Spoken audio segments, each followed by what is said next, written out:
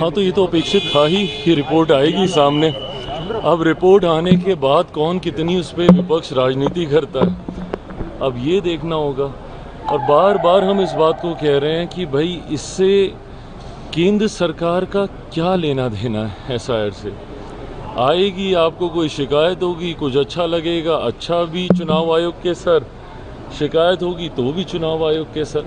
But हाँ, ये अपेक्षित थी, आज आएगी, देखते हैं उसमें क्या रहता है। तेजस्वी यादव ईबीसी को वोट का लेकर है, वो साध रहे और कह रहे कि ईबीसी अब वोट बैंक नहीं, क्योंकि एनडीए के लोग पहले वोट बैंक ईबीसी को समझते थे, लेकिन अब वोट बैंक नहीं, वो पावर बैंक अब बन गया है, सिर्फ यूज किया है। देखिए, ईबीसी, ओबीसी, दलित, महादलित, ये सारी सोच नेता प्रतिपक्ष की हो सकती है।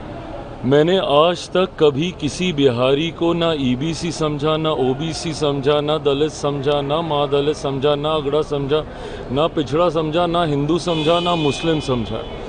मेरे लिए बिहारी बिहारी है। मैं बात करूंगा तो 14 करोड़ बिहारियों की बात करूंगा, बिहार फर्स्ट की बात करूंगा, बिहारी फर्स्ट की बात करूंगा, और यही सोच ने बिहार को बर्बाद किया। आज आप अपने आप को, आप 21वीं सदी का आप बोलते हैं, और ये आप सोच रखते हैं कि भैया किसको हम किस जाति में हम बांट के देखें, और कौन किस जाति का वोट बैंक बनना चाहता है और कौन किस जाति को अपना वोट बैंक बनाना चाहता है। इसी सोच ने तो बिहार को बर्बाद किया है। आप बताइए, आप नेता प्रतिपक्ष हैं, आप अपने आप अभी भी आप लोग इसी तरीके का वोट बैंक बना के आप सोचने की बात कर रहे हैं। पर ये लोग तो सोचेंगे ही ना, जो एमवाई को तमगे की तरह सीने पे टांग के चलते हैं। क्या है एमवाई? यही सब तो है, जातीयता सांप्रदायिकता में बिहार बिहारियों को बांटना।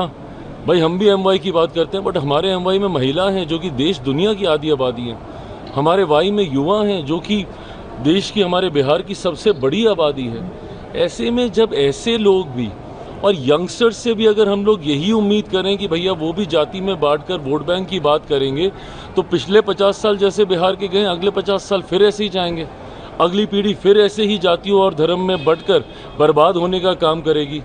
कम से कम युवाओं को इस तरीके से जाति में बिहारियों को बांटकर बात करने की सोच नहीं रखनी चाहिए। चिराग जी, एक बड़ा सवाल तेजस्वी ने उठाया आंकड़ों के साथ कि 1 लाख बजट का पैसा है और 7 लाख करोड़ की योजना का उद्घाटन प्रधानमंत्री और नीतीश कुमार ने कर दिया। दिखावा कर रहे हैं, धोखा कर रहे हैं, कैसे पूरा आगे कैसा होगा? और कुछ भ्रष्टाचारी अधिकारी और मंत्रियों का लिस्ट है जो खुलासा करेंगे। दिक्कत यह है कि विपक्ष घबरा गया है, और ये स्वाभाविक भी है। जिस तरीके से एक के बाद एक के बाद एक के बाद एक केंद्र सरकार और राज्य सरकार, मेरे प्रधानमंत्री आदरणीय नरेंद्र मोदी जी और बिहार के मुख्यमंत्री नीतीश कुमार जी ने मिलकर ना सिर्फ योजनाओं की घोषणा करने का काम किया है, उनको धरातल पर भी उतारने का कार्य किया है। मुझे खुशी इस बात की कि मेरे प्रधानमंत्री ने सिर्फ शिलान्यास नहीं किया, उन्होंने उद्घाटन भी किए हैं, और कई ऐसी जन कल्याण की योजना जिसको लागू करने का काम किया, जो विपक्ष सपने दिखाता रहा था बिहार को कि हम आएंगे तो हम ऐसा करेंगे, हम आएंगे तो हम ऐसा करेंगे। अरे प्रभु, दिए तो थे आपको 15 साल। इतनी ही चिंता और इतने ही विजनरी आप थे और आपका परिवार था, तो क्यों नहीं आपने उस वक्त इन योजनाओं को अपने धरातल पर उतार दिया था। ऐसे में आज जब उन योजनाओं की ना सिर्फ घोषणा की गई है बल्कि उसको अमल में भी ला दिया गया है। महिलाओं के लिए आपकी सोच तो भैया सिर्फ सीमित इतनी थी कि आप उम्र भर आप उनको अपने ऊपर डिपेंडेंट रखते, हर महीने आप उनको एक किस्त देते रहते, हर महीने आप एक किस्त देते रहते। यही आपकी सोच थी ना। इसी सोच को आप बोल रहे थे कि भैया कॉपी कर रहे हैं, कॉपी कर रहे हैं। क्या कॉपी किया? आज 10-10 हज़ार रुपये महिलाओं के अकाउंट में डालकर इस बात को सुनिश्चित करने का हमारी सरकार प्रयास कर रही है कि वो उद्यमी बने, वो अपने पाँव पे खड़ी हों। और जब एक महिला अपने पाँव पे खड़ी होती है तो पूरे परिवार को साथ लेके खड़ा होती है।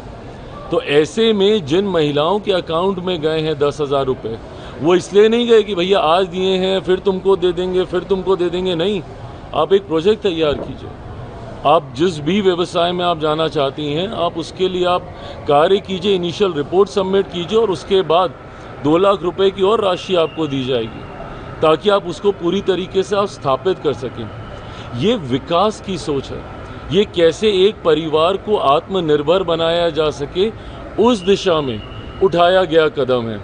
और स्वाभाविक है भैया, ये ऐसे कदम हैं जो सीधा गरीब कल्याण की योजनाओं को सशक्त करते हैं, महिलाओं को सशक्त करते हैं, परिवारों को सशक्त करते हैं।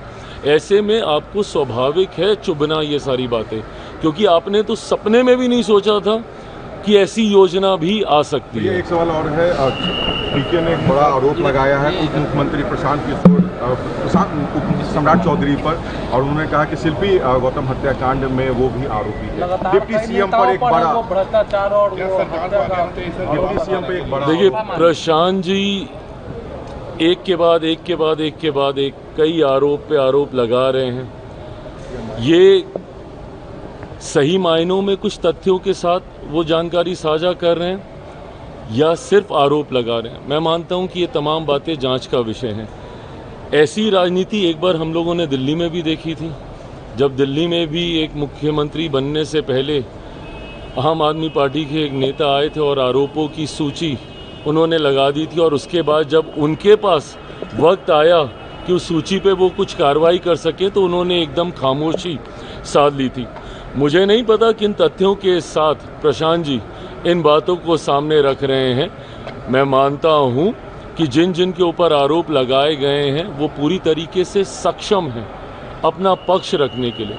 उनमें से कुछ नेता ने बहुत प्रमुखता से मानहानि का दावा भी किया है, और भी जो स्पष्टीकरण की ज़रूरत पड़ेगी समय समय पर ये आरोप लगाएंगे, वो जवाब देंगे। दूध का दूध पानी का पानी अपने आप होगा।